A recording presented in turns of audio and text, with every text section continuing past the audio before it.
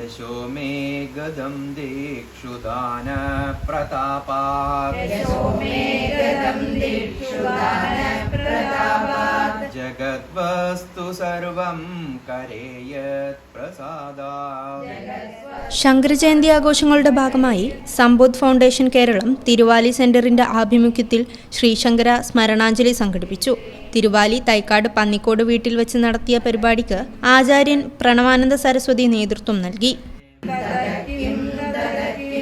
Yesso may ഗദം ദീക്ഷുദാന പ്രതാപാത്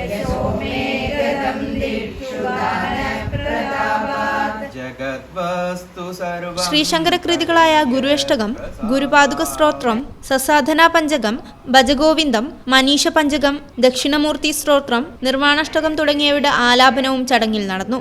തുടർന്ന് ഭാഗവതാചാര്യ, ആധ്യാത്മിക പ്രഭാഷക, അധ്യാപിക എന്നീ നിലകളിൽ ഏറെക്കാലം സേവനം നടത്തിയ പാറമടത്തിൽ ശ്യാമള ബ്രഹ്മണിയമ്മയെ ചടങ്ങിൽ ആദരിച്ചു.